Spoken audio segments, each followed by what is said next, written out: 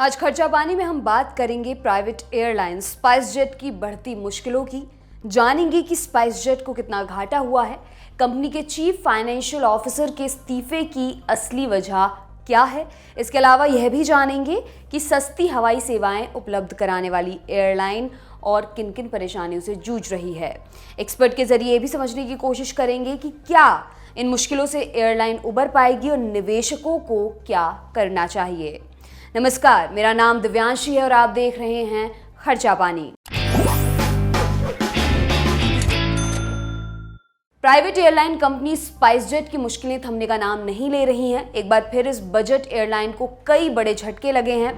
Company के chief financial officer Sanjeev Taneja ने अपना इस्तीफा दे दिया है। संजीव तनेजा का इस्तीफा कंपनी के जून तिमाही के नतीजों के ऐलान के बाद आया है। दरअसल बुधवार को स्पाइस जेट एयरलाइन ने चालू वित्त वर्ष की पहली तिमाही के अपने फाइनेंशियल नतीजे जारी किए थे। इसमें स्पाइस जेट ने बताया है कि कंपनी का जून तिमाही में शुद्ध घाटा यानी कि नेट लॉस बढ़कर 789 करोड़ रुपए पर पहुंच गया है, जबकि पिछले साल इसी दौरान एयरलाइन का शुद्ध घाटा 729 करोड़ रुपए था। एयरलाइन ने एक बयान में कहा, जून तिमाही में कंपनी का टोटल रेवेन्यू 2478 करोड़ रुपए रहा, जो कि इसके पिछले वित्त वर्ष की इसी तिमाही में 1266 करोड़ रुपए था। कंपनी के मुताबिक 31 मार्च 2022 को समाप्त हुई तिमाही में एयरलाइन ने 458 करोड़ रुपए का शुद्ध घाटा दर्ज किया था, जबकि एक साल पहले की इसी तिमाही में कंपनी का घाटा 235.30 करोड़ रुपए था। कंपनी की तरफ से जारी बयान में कहा गया है कि जून तिमाही में जेट फ्यूल की अधिक कीमत और रुपए की वैल्यू में गिरावट के चलते उसका घाटा बढ़ा है। एयरलाइन ने कहा, कोविड-19 की तीसरी लहर और चालू वित्त वर्ष की पहली तिमाही में महंगे जेट फ्यूल ने एयरलाइन के बिजनेस को बुरी तरह प्रभावित किया है। उधर एयरलाइन के कर्मचारियों ने लगातार दूसरे महीने सैलरी देने में देरी का आरोप लगाया है। वहीं कंपनी का कहना है कि उसने सैलरी का भुगतान ग्रेड के हिसाब से करना शुरू कर दिया है। स्पाइस जेट के कर्मचारियों ने बुधवार को दावा किया कि फ्लाइट क्रू के सदस्यों समेत अन्य कर्मचारियों को जुलाई महीने की सैलरी मिलने में देरी हुई है। कर्मचारियों ने बताया कि कई कर्मचारियों को वित्त वर्ष 2021-22 के लिए अभी तक फॉर्म 16 भी नहीं मिला है।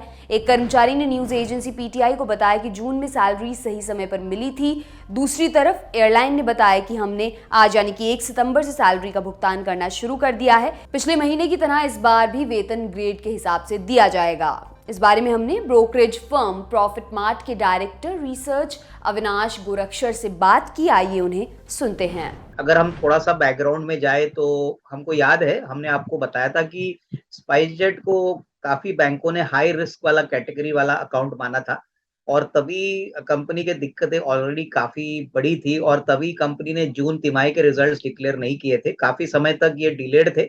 अभी फाइनली ये नतीजे आ गए हैं और ये नतीजे उम्मीद के जैसे ही बहुत ही खराब है। इनफैक्ट 798 करोड़ का नेट लॉस है यानी घाटा है और हमको लग तो नहीं रहा है कि आने वाले 1-2 क्वार्टर्स में कोई इसमें इंप्रूवमेंट आएगी। देखिए, बाजार में कंपनी भले ही घाटा रिकॉर्ड करे, लेकिन आगे के क्वार्टर्स में अगर कोई इंप्रूवमेंट आने की अपेक्षा होती है तो मार्केट इसको एक पॉजिटिव साइन लेता है। लेकिन इस कंपनी के बारे में मैं बता दूं तो इनके लिए सबसे बड़ी दिक्कत है कि इनका कर्जा करीबन 4000 करोड़ के ऊपर है।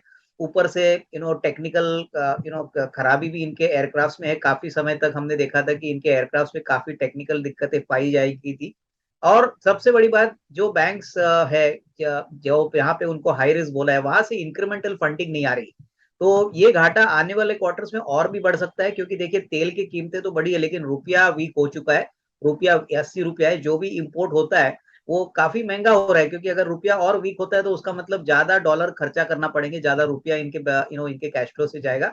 और सबसे बड़ी बात मैं समझता हूँ कि अभी तो ये ऐसी भी बात कर रहे हैं कि इनको और थोड़ी सी फंडिंग की जरूरत है। शायद इक्विटी इशू करेंगे, क्योंकि कोई स्ट्रेटेजिक इन्वेस्टर आने वाला है या उनके डेट को सर्विस करने के लिए। तो इससे क्या होगा कि और भी इक्विटी बढ़ जाएगी। अर्निंग्स जो हम एनालिस्ट लोग ट्रैक करते हैं वो और भी डाइल्यूट हो जाएगी। इसमें कोई डाउट नहीं कि अगर हम सारे एयरलाइंस को कंपेयर करें तो ये सबसे वीक प्लेयर है और सबसे वीक बैलेंस शीट रखता है। सीएफओ एक बहुत जिम्मेदार ऑफिसर होता है और उसका ऐसे इस समय इस रेजिग्नेशन देना एक बहुत नेगेटिव सरप्राइज हम मानते हैं।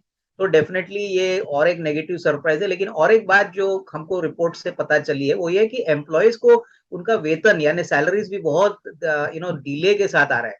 और वहां पे ग्रेडिंग सिस्टम के हिसाब से पगार सैलरी दी जा रही है, यानी को जो सबसे सीनियर बंदा है उसको पहले सैलरी मिलती है और उसके बाद जो लेस सीनियर बंदा है उसको बाद में मिलती है। तो ये भी बहुत एक क्वेश्चनेबल बात है, क्योंकि देखिए अल्टीमेटली सैलरी को एक समय सभी को मिलना ये बहुत बड़ी बात होती है। तो ये क्लियर साइंस है, जैसे आपने कहा प्रदीप, कि कहीं ना कहीं कैश फ्लो की दिक्कत है, कंपनी घाटा कर रही है, और अगर कैश फ्लो लगातार ऐसे ही चलता रहा 2-3 क्वार्टर के लिए, तो इसमें कोई डाउट नहीं कि कंपनी की पूरे ऑपरेशन ठप हो सकते हैं। इस बीच एयरलाइंस रेगुलेटर डीजीसीए ने स्पाइसजेट के 2 बोइंग विमानों को उड़ान से रोक दिया है। मीडिया रिपोर्ट्स के मुताबिक स्पाइसजेट के 2 और बोइंग 737 विमानों का पंजीकरण रद्द कर दिया गया है। इस तरह से कुल मिलाकर एयरलाइन के अब तक 6 बोइंग 737 विमानों का पंजीकरण रद्द किया जा चुका है। रिपोर्ट्स के मुताबिक एयरपोर्ट अथॉरिटी समेत इससे जुड़े कई विभागों का पैसा न चुकाने की वजह से 2 विमानों को उड़ान से रोका गया है। हालांकि इन परेशानियों के बीच स्पाइसजेट के चेयरमैन और एमडी अजय सिंह ने कहा, एयरलाइन इंडस्ट्री अपने सबसे बुरे दौर से गुजर रही है। जेट फ्यूल की आसमान छूती कीमतों और रुपए की कमजोरी से कंपनी की मुश्किलें बढ़ी हैं। सिंह ने आगे कहा, इन सब परेशानियों के बावजूद और ऑपरेटिंग लागत बढ़ने के बावजूद कंपनी अपने पार्टनर्स और यात्रियों की तरफ से दिखाए गए विश्वास के बलबूते अपनी सेवाएं जारी रखने में सक्षम है।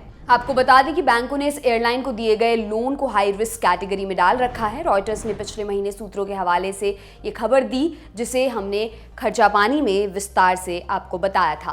हाई रिस्क कैटेगरी का मतलब ये है कि बैंकों को अपना कर्ज डूबने की आशंका है। सूत्रों का कहना है कि ये बैंक इस एयरलाइन कंपनी के कैश फ्लो को लेकर चिंतित हैं। इस खबर से इस बात को लेकर चिंता बढ़ी है कि एयरलाइन पैसों की भारी किल्लत से जूझ रही है। इसके अलावा स्पाइसजेट को अकासा एयरलाइन से भी तगड़ा कंपटीशन मिलने की संभावना जताई जा रही है। स्पाइसजेट के चेयरमैन अजय सिंह और उनकी पत्नी के पास कंपनी की 59% हिस्सेदारी है। रेगुलेटरी फाइलिंग के मुताबिक 30 जून तक कंपनी के मालिकों की तरफ से कंपनी की ज़रूरतों को पूरा करने के लिए 26% शेयरों को गिरवी रखकर कर्ज लिया जा चुका है। इनमें से ज़्यादातर कर्ज इंडियन बैंक, IDFC फर्स्ट और येस बैंक से लिया गया है।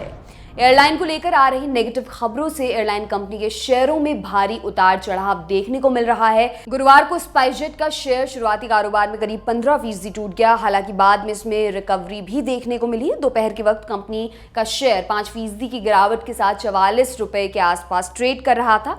स्टॉक्स में गिरावट से एयरलाइन कंपनी के निवेशकों को 410 करोड़ रुपए का नुकसान हुआ है। इस बारे में भी हमने एक्सपर्ट से बात की। आइए उनका नजरिया जानते हैं।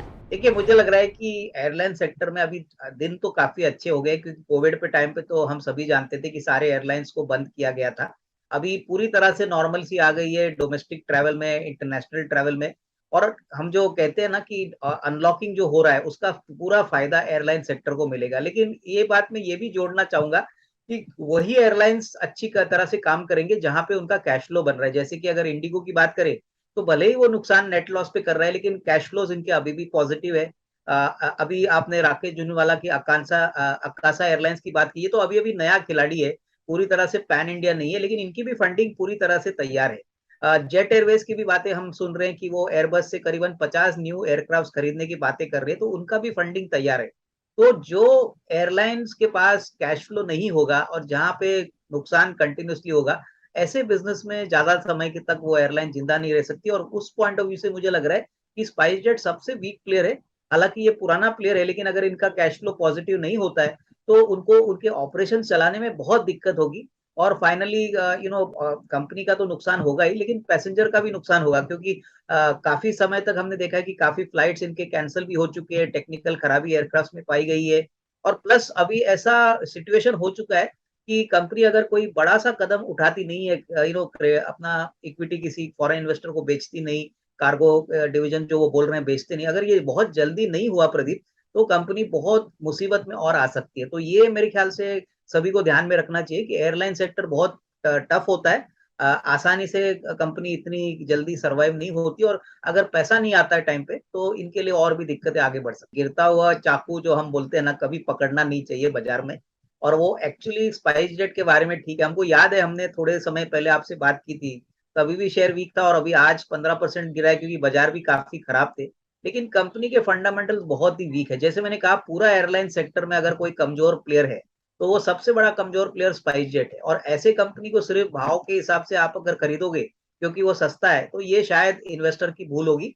तो इससे बिल्कुल दूर रहिए। मुझे लग रहा है कि अगर एविएशन सेक्टर में दूसरे विकल्प है तो आप वो विकल्प देख सकते हो, अगर कोई दूसरा सेक्टर पे आप पैसा लगा सकते हो, लेकिन यहाँ पे ट्रेडर या इन्वेस्टर इन दोनों सेगमेंट के जो खिलाड़ी हैं, ये शेयर से बिल्कुल दूर है, क्योंकि मुझे लग रहा है आने वाले दिनों में और भी गिरावट आने की संभावना लगती है। ये था आज का खर्चा पानी। ये बुलेटिन आपके लिए लिखा था हमारे साथी प्रदीप यादव ने। आप अपनी राय यहाँ कमेंट बॉक्स में जरूर दें। अगले एपिसोड तक अपना खूब ख्याल रखें। शुक्रिया।